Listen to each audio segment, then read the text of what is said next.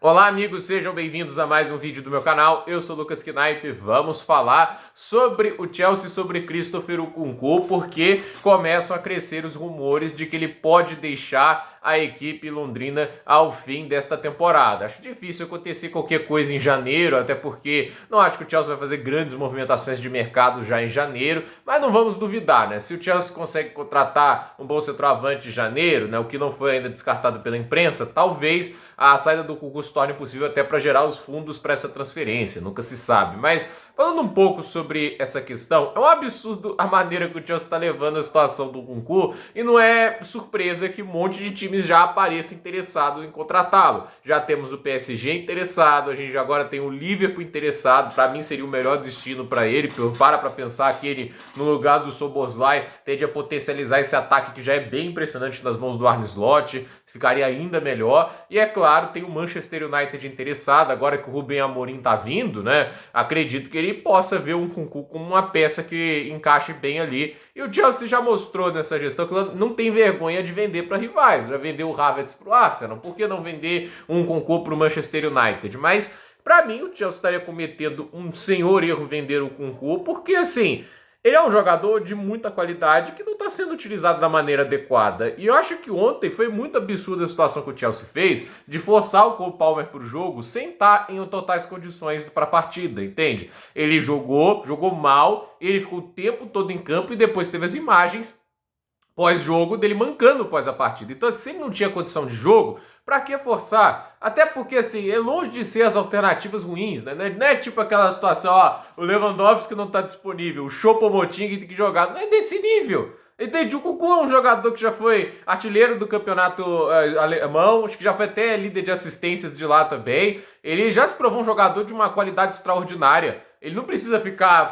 provando isso pro Maresca, entende? Inclusive, ele é o artilheiro do Chelsea na temporada. Por mais que tenha sido lá no nível B, mas, assim, é difícil você ganhar espaço dentro da equipe da maneira que o Maresca trata ele. Ele entrou aos 42 minutos do segundo tempo. Aos 42. Ele entrou com esse tempo de jogo. O Mudryk recebeu mais tempo de jogo que o Nkunku. Não fez nada na partida, mas ele entrou antes, né? E assim, entrou com o time já cansado. E assim, entrou também como centroavante no lugar do Nicholas Jackson, que já podia ter saído antes, não estava jogando nada também.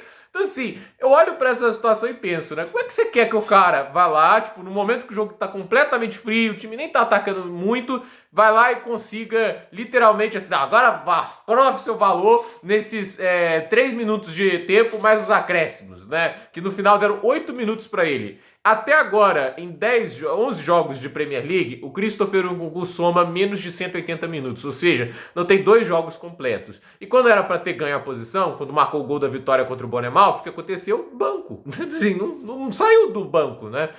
E o Jackson foi lá, fez os gols contra o West Ham. Assim, é o que acontece. Gols que talvez o Nkunku poderia ter feito se fosse o titular naquela partida. Contra o West Ham, tava todo mundo batendo, entende? É aquela história. Quando você vive dando chance pro cara, o cara que já tem mais de 600 minutos em campo se bobear, é óbvio que ele vai performar melhor. Porque ele vai ter mais oportunidades, vai jogar com um entorno melhor. Ele tá jogando ali com o Cole Palmer, ele tá jogando com os jogadores que fazem parte do elenco principal. Então, assim, é difícil acreditar que o Nkunku vai ganhar espaço da maneira que o Maresca tá gerenciando. E acho que, assim, ele falta ousadia para testar coisas diferentes. Para mim, o Palmer não tem que ser obrigatoriamente o 10. Eu acho que ele joga melhor até mesmo de ponta direita. É que ele teve, por exemplo, aquela atuação dos 4 gols. E todo mundo acha que, assim, essa é a posição que ele tem que ficar. Ele é muito acima da média, ok? Mas ele pode jogar na ponta direita. Até porque, assim, se a gente parar pra pensar, o Madueke, ele só participou para gols em 2 de 11 jogos até agora nessa Premier League. Os 3 gols contra o Wolverhampton e teve o gol dele contra o Nottingham Forest. Ontem fez uma atuação nula ofensivamente. Você não pode dar o cara a titularidade pelo que ele compõe defensivamente. E tem mais. O Noni Madueke, ele sequer deu uma assistência até agora. Um ponta que não dá assistência é um negócio assim que não dá para defender. Eu não consigo defender esse tipo de situação. Então, olhando para esse tipo de coisa, eu acho que era óbvio que o Madueke deveria ir pro banco já faz tempo e já não tá jogando tão bem assim. E assim, né, o Nkunku poderia jogar de 10 e o Palmer de ponta direita. Qual o problema nisso, entende? Não é tão difícil fazer esse tipo de raciocínio, né? E no final, ele não faz isso, né? Ano passado é era o Pochettino colocando o Gallagher de 10, aí o Nkunku tinha que ir pra ponta, né? Era pior, né? Se a gente para pra pensar, né? Porque o Gallagher na frente do Nkunku de 10 é só uma coisa que existe apenas na cabeça do senhor Maurício Pochettino.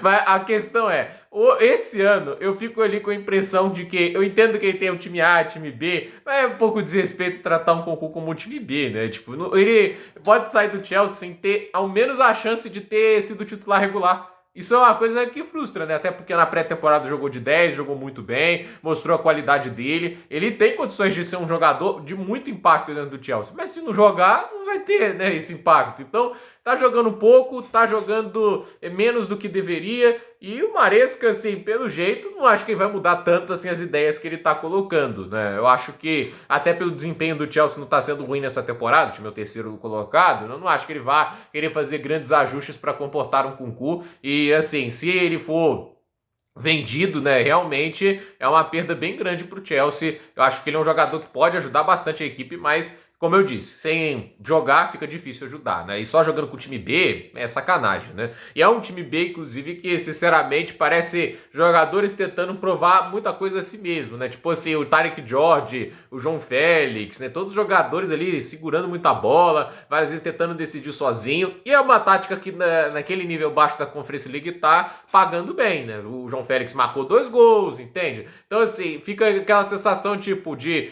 poxa, ele tá jogando nesse entorno ali, que talvez poderia ser melhor se os caras jogassem de uma maneira mais coletiva, mas tá todo mundo tentando ganhar espaço e fica um time individualista extremo. A gente viu isso também dando errado contra o Newcastle na Copa da Liga Inglesa. Então eu pessoalmente acho que esse aproveitamento do Nkunku tá sendo baixo e não me admira que ele esteja insatisfeito, porque ele sabe que poderia estar melhor e ele sabe que tem espaço em outros clubes. Ele não é obrigado a ficar no banco do Chelsea. Então vamos ver o que acontece. Se é o Manchester United indo atrás dele, a gente não sabe, mas seria uma grande contratação para lá. Acho até que mesmo não sendo 9, ele tende a ser um cara muito mais prolífico na cara do gol do que o Højlund e também o Zirkzee. E assim, ele pode jogar ali como um cara que faz parceria com o Bruno Fernandes. Ele tem qualidade para jogar no United tranquilamente. A mesma coisa pode ser dita do PSG. Vamos ver se o PSG vai realmente fazer uma investida por ele. Obviamente, assim, usando o Kang Lee e usando o Asensio de centroavante, ter um Nkunku ali para jogar nessa função ou para jogar de 10 é uma melhora gigante. Então,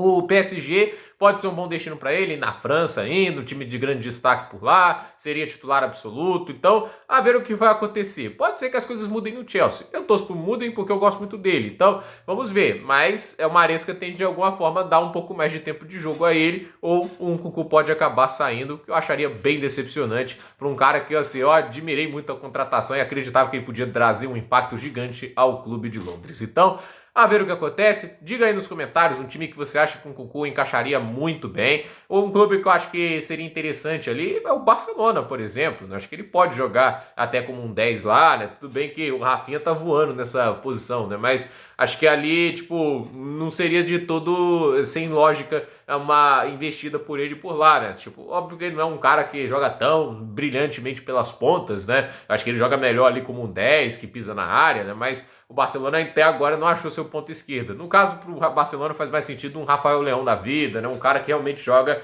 para a função de ponta esquerda. Mas a ver o que acontece, gente. Por esse vídeo é isso. Nos comentários, deixe seu like, se inscreva no canal, compartilhe esse vídeo e até o próximo vídeo.